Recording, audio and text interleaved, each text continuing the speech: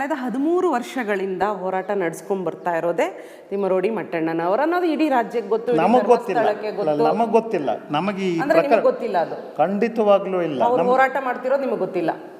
ತಿಮ್ಮರೋಡಿ ಮಟ್ಟಣ್ಣನವರು ಧರ್ಮಸ್ಥಳದ ವಿರುದ್ಧ ವೀರೇಂದ್ರ ಈಗ ಹೋರಾಟ ಮಾಡ್ತಾ ಇರೋದು, ನಾನು ಹೇಳೋದನ್ನ ಸ್ಪಷ್ಟವಾಗಿ ಹೇಳ್ತಾ ಇದ್ದೇನೆ.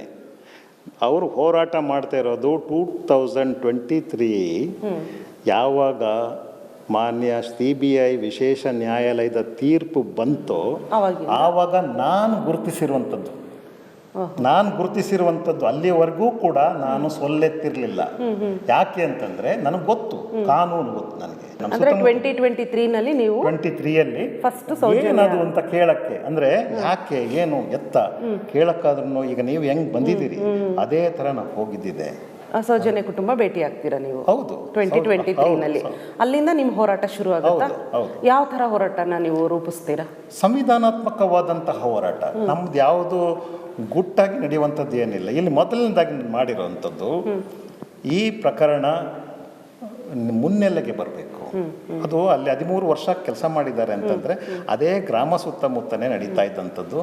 ಇದು 10 ಜನ ತಿಳುವಳಿಕೆ ಇರುವಂಥವ್ರ ಗಮನಕ್ಕೆ ಬರಬೇಕು ಅನ್ನೋ ಕಾರಣಕ್ಕೆ, ಮತ್ತೆ ಜನರಿಗೆ ಈ ತೀರ್ಪು ಸರಿಯಾಗಿ ಅರ್ಥ ಆಗಬೇಕು ಅಂತ ಹೇಳೋ ಕಾರಣಕ್ಕೆ ವಿಶೇಷ ನ್ಯಾಯಾಲಯದ ತೀರ್ಪಿನ ವಿಶ್ಲೇಷಣಾ ಕಾರ್ಯಕ್ರಮವನ್ನ ನಾವು ಇಲ್ಲಿ ಇಟ್ಕೊಂಡಿದ್ವಿ. ಇಲ್ಲಿ ನಿಮ್ಮ ಒಡನಾಡಿಯಲ್ಲಿ ಯಾರ ಜೊತೆ ಅಂದ್ರೆ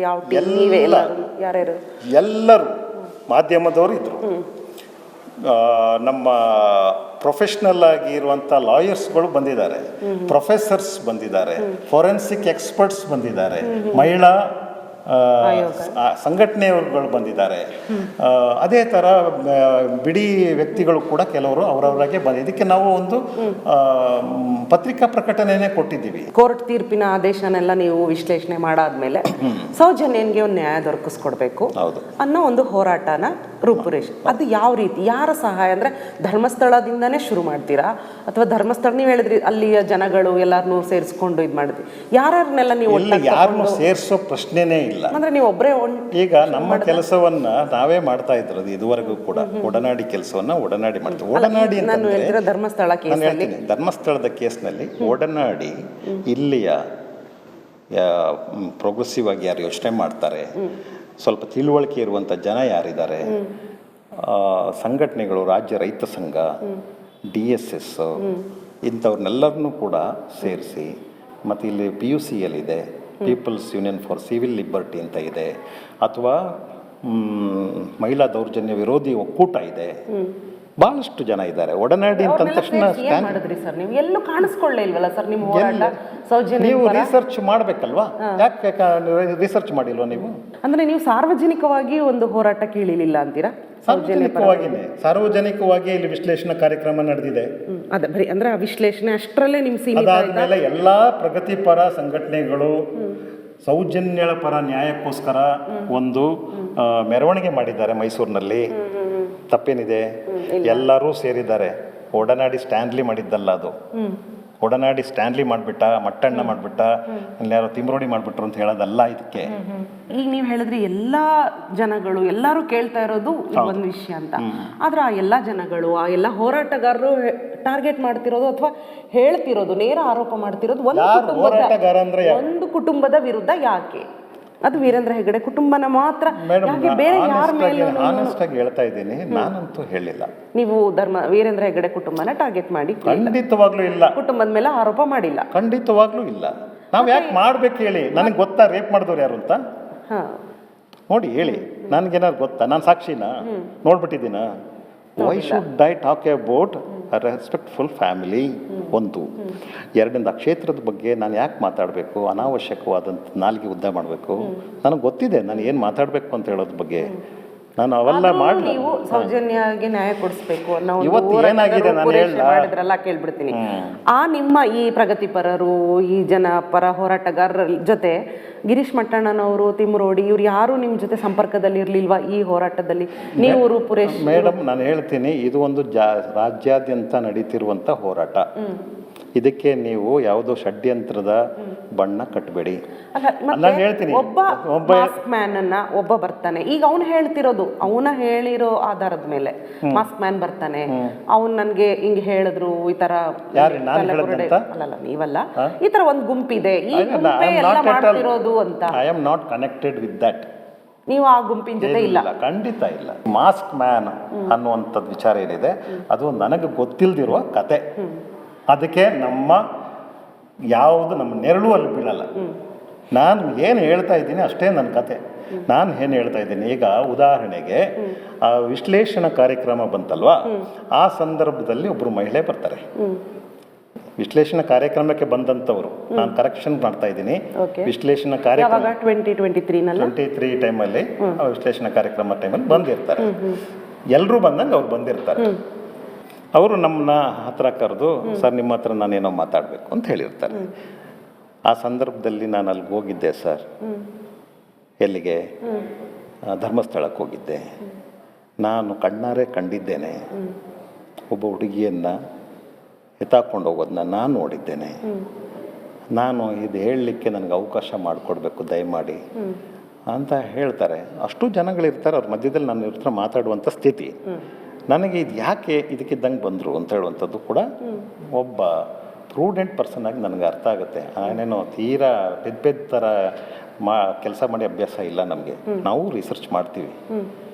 ನಂತರದಲ್ಲಿ ನಾನು ಅವ್ರಿಗೆ ಹೇಳಿದ್ದು ಇಷ್ಟೇ ಮಾತು, ನೋಡಮ್ಮ ಇವಾಗ ಲೀಗಲ್ ಪ್ರೊಸೀಡಿಂಗ್ಸ್ ಇಲ್ಲ, ಕ್ಲೋಸ್ ಆಗಿದೆ ಸದ್ಯಕ್ಕೆ. ಪ್ರೊಸೀಡಿಂಗ್ಸ್ ಸ್ಟಾರ್ಟ್ ಆದರೆ, ಪ್ರಕ್ರಿಯೆಗಳು ಪ್ರಾರಂಭ ಆದಾಗ ಬಹುಶಃ ನಿಮ್ಮ ಇದು ಬರಬೇಕಾಗ್ಬೋದು, ಆವಾಗ ನೋಡೋಣ ಅಂಥೇಳಿ ಕಳಿಸ್ಬಿಟ್ಟಿದ್ದೆ. ಮತ್ತು ನನಗೆ ಅನುಮಾನ ಮಾಡಿದ್ದೆ, ನಾನು ಅವ್ರನ್ನ ಯಾರೋ ಕಳಿಸಿರ್ಬೋದು, ಏನೋ ಕತೆ ಏನೋ. ನಿಮಗೂ ಆ ಮಹಿಳೆ ಬಗ್ಗೆ ಅನುಮಾನ ಅವಾಗಿತ್ತು. ನಾನು ಹೇಳ್ತಾರೆ 2 years ಬ್ಯಾಕ್. ಆಮೇಲೆ ಅವರು ಮತ್ತೆ ಫೋನ್ ಮಾಡಿದ್ರು ಇಲ್ಲಿಗೆ. ತದನಂತರದಲ್ಲಿ ನಾವು ತಡಿ ನೋಡೋಣ ಅಂಥೇಳಿ ಅವ್ರನ್ನ ಮಾತಾಡಿಸಿದ್ವಿ. ಮಾತಾಡಿಸ್ಬೇಕಾದ್ರೆ ನಾನು ಅವ್ರಿಗೆ ಎಲ್ಲಿ ಅವರು ಎತ್ತ ಏನು ಎಲ್ಲ ಕೇಳಿ, ಅವರ ಮನೆ ದೇವರು ಯಾರು ಎಲ್ಲ ಕೇಳಿದೆ. ಮನೆ ದೇವರು ಶ್ರೀ ಮಂಜುನಾಥೇಶ್ವರ ಅಲ್ಲಿ ಫೋಟೋ ಇದೆ. ತದನಂತರದಲ್ಲಿ ಅವ್ರಿಗೆ ತುಂಬ ಪ್ರಭಾವ ಇರುವಂತಹ ಒಂದು ದೇವಸ್ಥಾನ ಇದೆ, ಶಿವನ ದೇವಸ್ಥಾನ ಇದೆ. ಅಲ್ಲಿ ಸುತ್ತಮುತ್ತಲಿನವರೆಲ್ಲರೂ ಪೂಜೆ ಮಾಡುವಂಥ ದೇವಸ್ಥಾನ ಅದು. ಆ ದೇವಸ್ಥಾನಕ್ಕೆ ಕರ್ಕೊಂಡು ಹೋಗಿ ಆ ಮುಂದೆ ನಿಲ್ಲಿಸಿ ಪ್ರಮಾಣ ಮಾಡಿಸಿ, ಯಾಕಂದರೆ ಅವರು ದೇವ್ರ ಮೇಲೆ ಭಕ್ತಿ ಇರುವಂಥ ಜನ. ಸೊ ಆ ಮಹಿಳೆ ಹತ್ರ ನೀವು ಪ್ರಮಾಣ ಮಾಡಿಸಿದ್ವಿ. ಅಂದರೆ ಸೌಜನ್ಯನ ಎತ್ಕೊಂಡು ಹೋಗ್ತಾ ಇರೋದು ನಿಜ, ಕಂಡಿದ್ದು ನೀನು ಹೇಳ್ತಾ ಇರೋದು ನಿಜಾನ ಸುಳ್ಳ ಅದನ್ನ ಕರೆಕ್ಟಾಗಿ ಹೇಳು. ನಾನು ಪ್ರಮಾಣ ಮಾಡಿ ನಮ್ಮ ದೇವ್ರ ಮೇಲೆ ಪ್ರಮಾಣ ಮಾಡಿ ಹೇಳ್ತಾ ಇದ್ದೀನಿ, ನಾನು ನೋಡಿದ್ದನ್ನು ಹೇಳ್ತೀನಿ ಸರ್. ಅವಾಗ ನೀವು ಕೇಳಲಿಲ್ವಾ ಸರ್, ಇದು ನಡೆದಿದ್ದು 13 ವರ್ಷದ ಹಿಂದೆ ಸೌಜನ್ಯ, ಅಷ್ಟು ವರ್ಷ ಅವ್ರು ಯಾಕೆ ಯಾರಿಗೂ ಹೇಳದೇನೆ 2023ರಲ್ಲಿ ಸ್ಟ್ಯಾನ್ಲಿ ಅವರಿಗೆ ಯಾಕೆ ಬಂದು ಹೇಳ್ತಾಳೆ ಮಹಿಳೆ ಅಂತ ಹೇಳಬೇಡಿ. ಈಗ ಆ ಮಹಿಳೆ ಒಡನಾಡಿ ಸ್ಟ್ಯಾನ್ಲಿ ಪುರುಷ ಅವ್ರ ಹತ್ರನೇ ಯಾಕೆ ಬಂದು ಹೇಳಿದ್ರು? 13 ವರ್ಷದಿಂದ ಆ ಗುಟ್ಟನ್ನ ಯಾಕೆ ಆ ಮಹಿಳೆ ತನ್ನ ಹೊಟ್ಟೆಲಿ ಇಟ್ಕೊಂಡಿದ್ಲು? ಯಾಕೆ ಯಾರಿಗೂ ನೀವು ಕೇಳಲಿಲ್ವಾ ಪ್ರಶ್ನೆ? ಕೇಳೋ ಪ್ರಶ್ನೆ ನಾನು ಕೇಳಿರ್ತೀನಿ, ಯಾಕೆ ಹೇಳಲಿಲ್ಲ ಸರ್? ಅವತ್ತಿನ ದಿನಗಳಲ್ಲಿ ನಮ್ಮ ಮನೆಯಲ್ಲಿ ಟಿ ವಿ ಇರಲಿಲ್ಲ ಒಂದು. ಎರಡನೇದು ನನ್ನ ಹತ್ರ ಮೊಬೈಲ್ ಇರಲಿಲ್ಲ. ನಿಮ್ಮ ಹತ್ರ ಈಗ ತಿಕ್ತಾ ಇದ್ದೀವಲ್ಲ ಆ್ಯಂಡ್ರಾಯ್ಡ್ ಫೋನ್ಗಳು, ಯಾವುದೂ ಇರಲಿಲ್ಲ.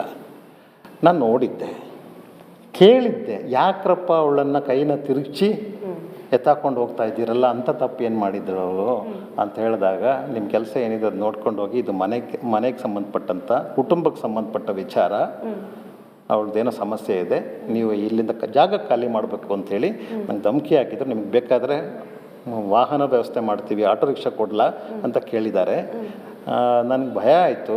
ಆಮೇಲೆ ನನ್ನ ಜೊತೆಲಿದ್ದಂತಹ ವ್ಯಕ್ತಿ ಮಹಿಳೆ, ಬಾ ಹೋಗೋಣ, ನಮ್ಗೆ ಯಾಕೆ ಇವೆಲ್ಲ ಅಂಥೇಳಿ ಕರ್ಕೊಂಡು ಬಂದುಬಿಟ್ರು. ಆದರೂ ನಾನು ಯೋಚನೆ ಮಾಡ್ತಿದ್ದೆ, ನಾನು ಚಿಕ್ಕದ್ರಿಂದ ಸ್ವಲ್ಪ ದಿಟ್ಟವಾಗಿ ಯೋಚನೆ ಮಾಡ್ತಿದ್ದಂತಹ ಹೆಣ್ಮಗಳು, ಮತ್ತು ಅಕ್ಷರಾಭ್ಯಾಸ ಇದೆ, ನಾನು ಓದಿದ್ದೀನಿ, ಕೆಲಸ ಮಾಡಿದ್ದೀನಿ, ಈಗ ನಂಗೆ ಸ್ವಲ್ಪ ವಯಸ್ಸಾಗಿದೆ.